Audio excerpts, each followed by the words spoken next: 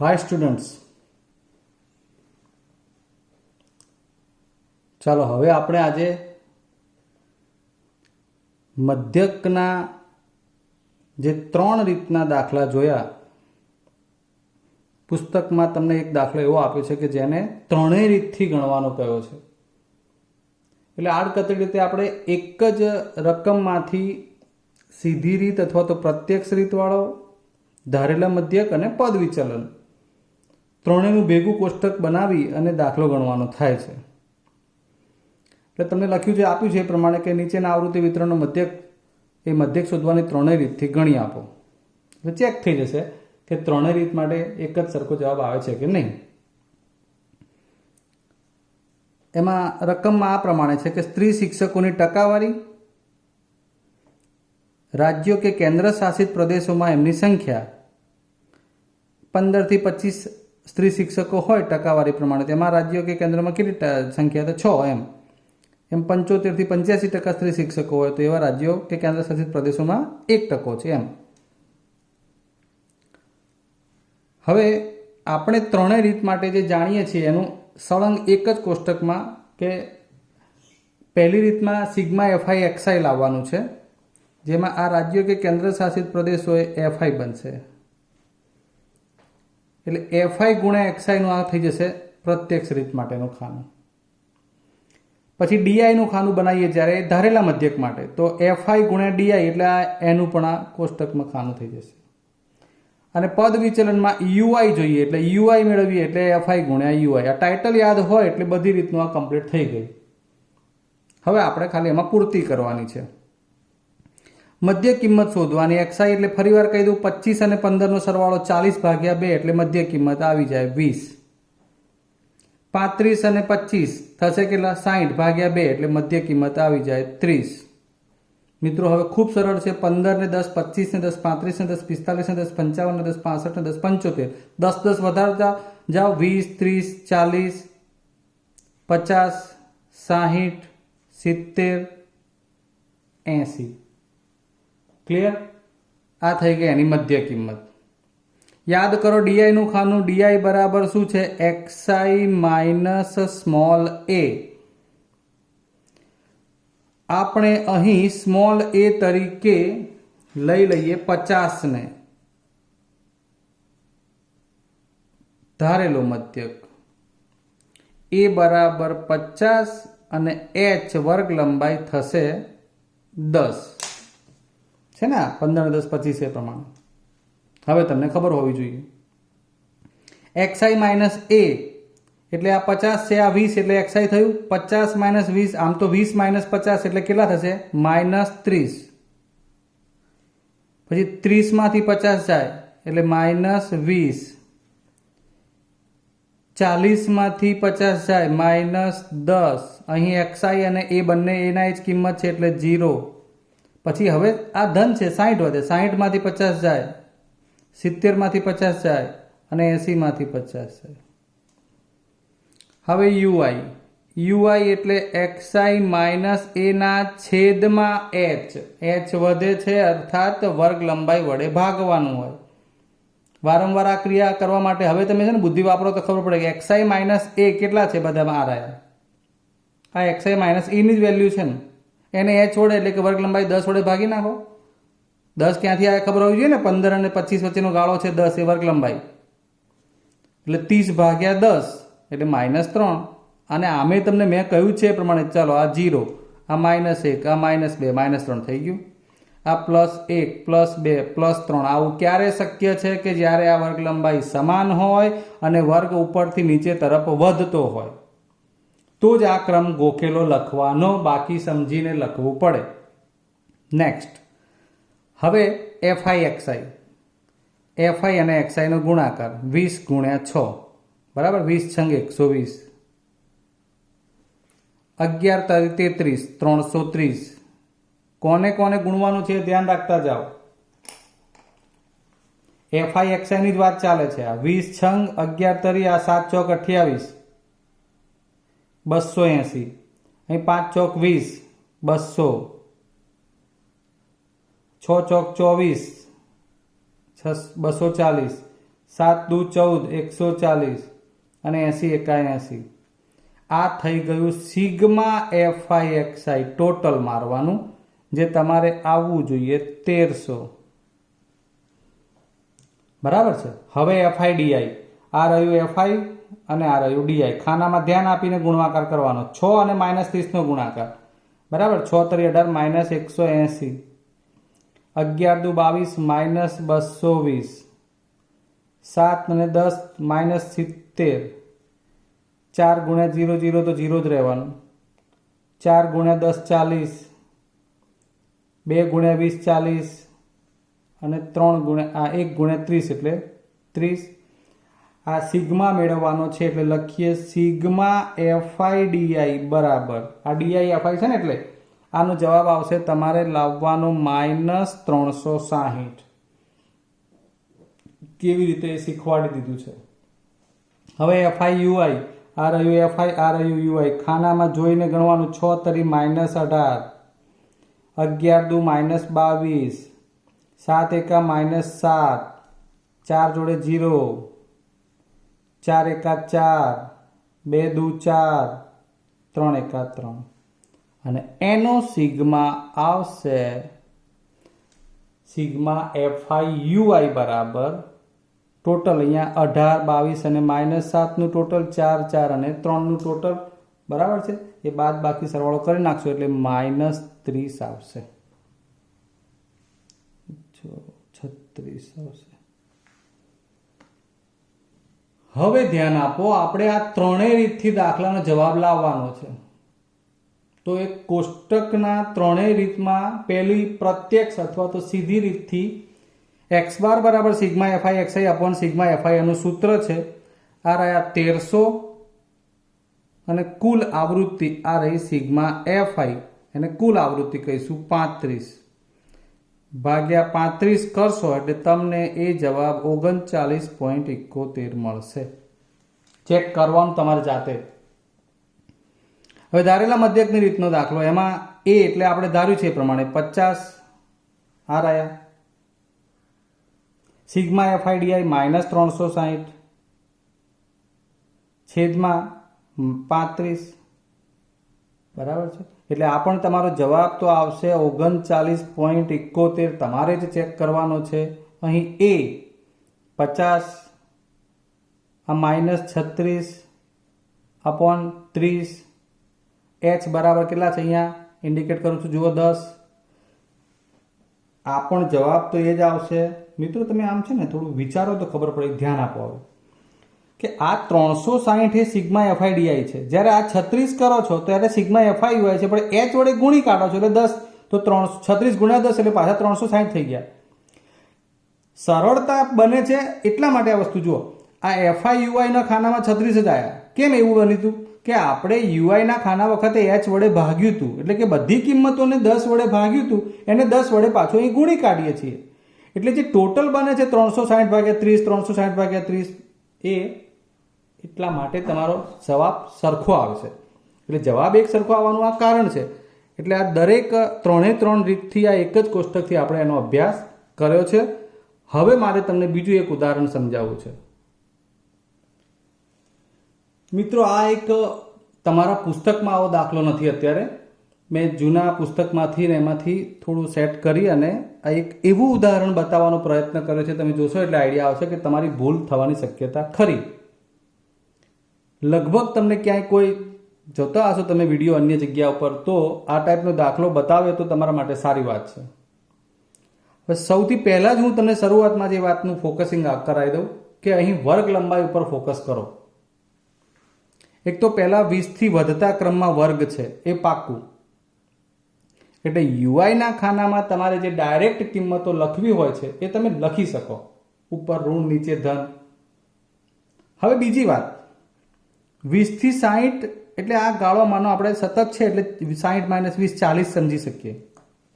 કેટલો? 40. પછી 60 થી 100, 60 ને 40 એ પણ 100 એટલે આ પણ 40 છે. પછી 100 થી 150 આ કેટલું થયું? 40 થયું? ના, એ 50 થયું છે. 150 થી 200 આ 50 થયું છે, 250 થી 350 100 થયું છે, 350 થી 450 આ અહીં વર્ગ લંબાઈમાં ફેર છે. હું જે તમને કહેવા માંગુ છું એ આ છે.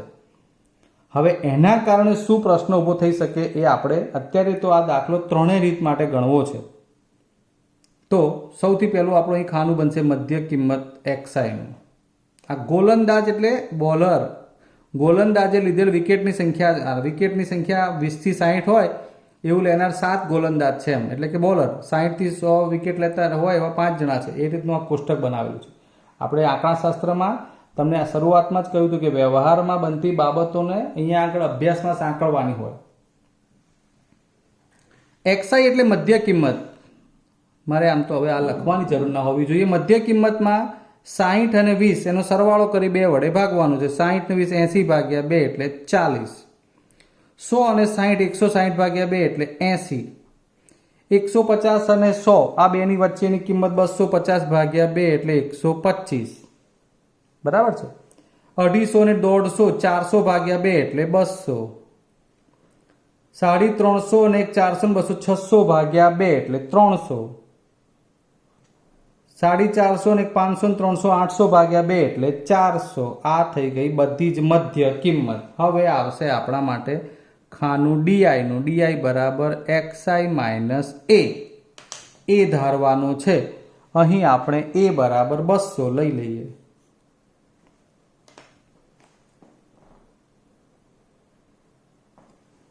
બરાબર, A ને 200 તરીકે લીધા છે. XI માઇનસ એનું ખાનું બનાવીએ 200 XI તરીકે જે તે વર્ગમાં 40 એમાંથી 200 બાદ કરો એટલે કેટલા થશે? માઇનસ 160. 80 માંથી 200 બાદ કરો એટલે માઇનસ 120. 125 માંથી 200 બાદ કરશો એટલે માઇનસ 75. આ તો 200 માંથી 200 એટલે 0. અહીં 300 માંથી 200 બાદ કરશો એટલે 100. 400 માંથી 200 બાદ કરશો એટલે 200. બરાબર, આ DI નું ખાનું. હવે આપણે લઈએ UI. UI બરાબર XI માઇનસ A ભાગ્યા H. હવે ધ્યાન રાખજો, આગળ આપણે તમને પહેલા જ એવું કહ્યું છે કે UI વિચલનની રીતથી દાખલો ગણતા હોવ ત્યારે આ ધારેલા મધ્યકની સામે 0 ઉપર ઋણ ને નીચે ધન આ આપણી આદત હોઈ શકે. આ એક દાખલો એવો છે કે જેમાં તમે એવું નહીં કરી શકો. પ્રશ્ન થવો જોઈએ કેમ? તો જ્યારે આપણે 0 અને ઉપર ઋણ નીચે ધન કે એ પ્રમાણે ગોઠવણ કરી ડાયરેક્ટ લખતા હોઈએ ત્યારે તમને ખબર હોવી જોઈએ કે વર્ગ લંબાઈ સમાન હશે. એટલે સમાન વર્ગ લંબાઈ હોય તો જ તમે એ કામ કરી શકો. તો અહીંયા શું કરવું? અહીંયા આપણે ગણવાનું કેવી રીતે? આને સમાન તો છે નહીં. આ 40 છે, 50 છે, 100 છે. એટલે આવો દાખલો પૂછાઈ ગયો હોય ને તમને એવું કહેવામાં આવે કે પદ વિચલનથી આ દાખલો ગણો, તો તમારે આ DI નું ખાનું બનાવવાનું નથી. UI અને FIUI પ્રમાણે ગણવું હોય તો વર્ગ લંબાઈ સમાન નથી. હવે શું કરશો તમે? એટલે મિત્રો એ સમાન વર્ગ લંબાઈ આ ગોખતાની સમજો બરોબર કે વર્ગ લંબાઈ સમાન હોય છે એટલે તમે જેટલા વડે ભાગાકાર કરી નાખો છો એ વિચલન થઈ જાય છે યુઆઈમાં, અને પછી એ સૂત્રમાં ગુણ્યા H કરો છો. H વડે અહીંયા ભાગાકાર કરો છો એટલે એ ટોટલ માનો કે તમે 10 વડે ભાગ્યું હોય તો 10 વડે ભાગાકાર પ્રમાણે ટોટલ આવ્યું હોય, 10માં ભાગનું આવ્યું હોય. પછી સૂત્રમાં તમે H વડે ગુણો એટલે એ પાછું 10 ગણું થઈ જાય એટલે જવાબ સરખો આવતો હોય.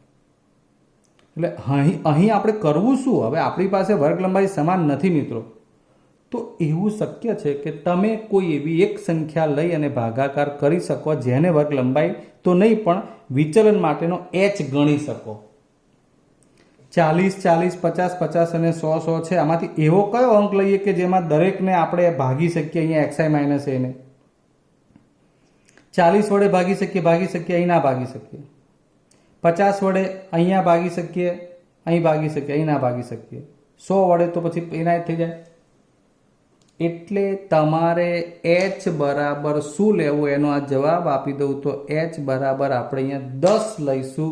વર્ગ લંબાઈ સમાન નથી, પણ એક એવો ભાગાકાર શક્ય બને કે જેથી યુઆઈનું ખાનું સરળ પડે, માટે H10 લીધું. તમે ધારો તો 5 લઈને પણ ગણી શકો, 8 લઈને પણ ગણી શકો, કોઈ પણ જે તમને સરળ પડે એવી કિંમત તમે અહીંયા લઈ શકો. મને 10 એટલા માટે કે મને xi માઇનસ એ બધી મીંડાવાળી સંખ્યા દેખાય છે. હું 10 વડે ભાગીશ એટલે 160 ભાગ્યા 10 થશે એટલે -16 થઈ જશે. 120 ભાગ્યા 10 કરીશ -12 થઈ જશે. અહીંયા 7.5 આવશે. આ થોડો પ્રશ્ન મને નડશે, પણ એક તો એકાદમાં તો એવું રહેવાનું છે. 100 ભાગ્યા 10 કરીશ તો 10 થઈ જશે, 200 ભાગ્યા 10 કરીશ તો 20 થઈ જશે. મારું આ યુઆઈનું ખાનું શક્ય એટલું સરળ બની ગયું. તમે અત્યાર સુધીના દાખલા ગણ્યા એમાં આપણે અહીંયા 0, -1, -2, -3, +1, +2, +3 આ પ્રમાણે લખીએ છીએ. જે અહીં શક્ય ના બન્યું એનું કારણ છે વર્ગ લંબાઈ સમાન નથી. બસ આ જ માટે અમે આ દાખલો લીધો છે. હવે તો મારે તમને આખો દાખલો પૂર્ણ નથી કરી આપવો, તમારે જ પૂર્ણ કરવાનું છે. આ ખાના આ FI XI તમારે FI ને XI નો ગુણાકાર કરવાનો છે. અહીંયા 40 ગુણ્યા 7, 80 ગુણ્યા 5, 16 ગુણ્યા -125, 12 ગુણ્યા 200, 2 ગુણ્યા 300 ને ચલો લખી નાખું 7 ચોક 28, 280, 8 પંચા 40, 400. 125 ગુણ્યા 16 કરીએ તો 125 એકા 125, 5 6 30, 3 6 દુ 12 ને 3 15 ને 5 વધી જાય 1 6 ને 7, 2000. ચલો પછી આ 12 દુ 200 એટલે 12 દુ 24 અને 2 શૂન્ય, 200 ગુણ્યા 12, 300 દુ 600, 4 તરી 1200. બરાબર. આ સિગ્મા તમારે જ મેળવવાનું. FIDI જોઈ લઈએ તો FIDI ના ખાનામાં તમારે આ રહ્યું DI એટલે -160 ગુણ્યા 7. બરાબર છે. તો -160 ગુણ્યા 7 તમારે કરવાનું તો 16 × 112. બરાબર. 16 ગુણ્યા 7 અને પછી શૂન્ય લગાવી દીધું. DI 12 પંચા 60, માઇનસ તો રહેશે જ અને આ મીંડું. 16 ગુણ્યા 75 કરી દઈએ તો 75 ગુણ્યા 16, 0 75 એકા 75, 6 પંચા 30, 3 6 સિત્તા 42 ને 3 45, 0 7 ને 4 11 ને 12. ચલો -1200. 16 ગુણ્યા -75 FIDI ચાલે છે. આ તો 0 આવશે DI જોડે. હવે આ FI અને આ રહ્યું DI, 100 દુ 200, આ FI અને આ રહ્યું DI, 3 દુ 600. આ પણ તમારે FIDI મેળવવાનું. હવે UI કોનો ગુણાકાર? આ રહ્યું UI નું ખાનું -16 અને 7. બરાબર. એટલે 16 સિત્તા 112. પછી UI 12 પંચા 60, -60, 75 ગુણ્યા 16 કરશો એટલે -120 આવી જશે. આ તો 0 જ. અહીંયા આવશે 2 ગુણ્યા 10 એટલે 20 અને આ 20 તરી 60. તમે જોશો ખબર પડશે એ 10 વડે ભાગાકાર થઈ ગયો. જોયું તમે? કેમ કે અહીંયા H વડે ભાગાકાર કરો છો. અહીંયા જે ભાગાકાર પ્રમાણે આવતું હતું એ કિંમત અહીંયા જો ગુણાકારમાં 1120 આવ્યા તો આ 112 આવ્યા, 600 તો 60 આવ્યા. એનો સિગ્મા લેશો એટલે FIUI અહીં જે આવતો હશે એના 10મા ભાગનો આવશે. માનો કે હું તમને આનો સિગ્મા કહી દઉં તો -212 આવશે અને આ 45 છે. બસ હું તમને આટલું કરી આપું છું. હા, જવાબ કહી દઉં. x બાર બરાબર તમારો જવાબ આવશે 152.89. ઉપર બતાવ્યો એ પ્રમાણે આ દાખલો તમારે ગણવાનો ત્રણેય સૂત્રોથી, પ્રત્યક્ષ રીત કે સીધી રીત, ધારેલા મધ્યકની રીત અને આ છેલ્લી રીત એટલે કે પદ વિચલન રીત. આપણે આ 2 દાખલા જે એક્સ્ટ્રા બતાવ્યા એમાં બધામાં આ રીતે બંનેમાં એક કોષ્ટકથી સમજાવ્યું છે. આ તમારે પૂર્ણ કરવાનું. આટલો જવાબ તમારે ત્રણેય રીતથી ગણતરી કરીને લાવવાનો રહેશે. જો તમે એમ કરી શકતા હો અને દરેકમાં જવાબ એક સરખો આવે છે તો તમારે સમજવાનું કે તમને હવે આ ત્રણેય રીત પાક્કી આવડી ગઈ છે. તમે આ સળંગ કોષ્ટકને આખું સમજી લીધું હશે તો જ તમે ગણી શકશો. ચાલો મિત્રો, આશા રાખું કે તમે આ કામ સરસ મજાનું પૂર્ણ કરશો. રજા લઈએ, આવતી વખતે મળીશું. જય હિન્દ.